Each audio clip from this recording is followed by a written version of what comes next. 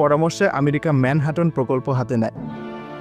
এই প্রকল্পের প্রধান হয় ব্রিলিয়ান্ট বিজ্ঞানী রবার্ট অপেনহেইমার। তার সাথে কাজ করেন বিশ্ববিখ্যাত আরও কিছু বিজ্ঞানী। মার্কিন যুক্তরাষ্ট্রের সুপার পাওয়ার হয়ে ওঠার পেছনে বিজ্ঞান ও বিজ্ঞানীদের বিশাল অবদান ছিল। ম্যানহাটন প্রকল্প ছিল এর মোড় ঘোরানো ঘটনা। যুদ্ধ পরবর্তী বিশ্বে মার্কিন ডলার হয়ে ওঠে রিজার্ভ মুদ্রা এবং ন্যাটো, IMF, ওয়ার্ল্ড ব্যাংকের মতো সংস্থা গঠন করে বিশ্ব ব্যবস্থার নিয়ন্ত্রণ নেয়। ব্রিটিশরা যেভাবে সরাসরি শাসন করত, মার্কিনিরা ঠিক তেমন নয়। তারা অর্থনীতি, সংস্কৃতি, সামরিক ঘাঁটি ও কূটনীতি দিয়ে বিশ্বে প্রভাব বিস্তার করে। মার্কিন যুক্তরাষ্ট্রের প্রায় ৮০টিরও বেশি দেশে ৭৫০টির মতো সামরিক ঘাঁটি রয়েছে, যা তাকে বিশ্বের একমাত্র গ্লোবাল মিলিটারি পাওয়ার হিসেবে গড়ে তুলেছে।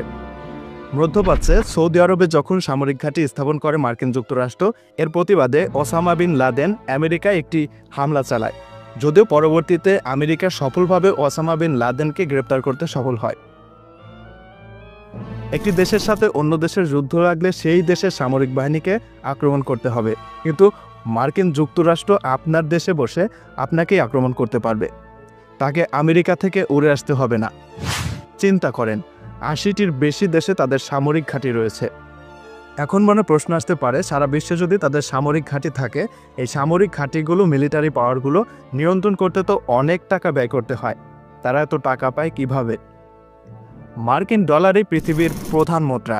প্রায় সব আন্তর্জাতিক লেনদেন ডলারে হয়। এর মানে তারা যেটা ছাপায়, অন্যরা সেটা ধরে রাখে।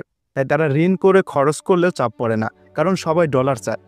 অ্যাপল, মাইক্রোসফট, গুগল, অ্যামাজন, টেসলার মতো বিশ্বের সবচেয়ে বড় বড় কোম্পানিগুলোর মালিক তারা। প্রযুক্তি, ঔষধ, প্রতিরক্ষা, শিক্ষা, ইন্টারনেট সবখানে মার্কিন কোম্পানি প্রভাবশালী।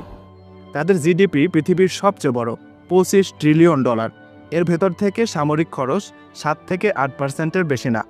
এত বিশাল আয় থাকায় তারা সামরিক বাজেটও তুলনামূলকভাবে সহজে বহন করতে পারে।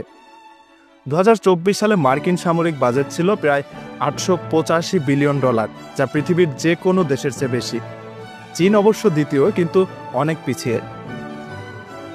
মার্কিন যুক্তরাষ্ট্রের অর্থনীতি বড়, ডলারই বিশ্বমুদ্রা, প্রযুক্তি ও শিল্পে আধিপত্য।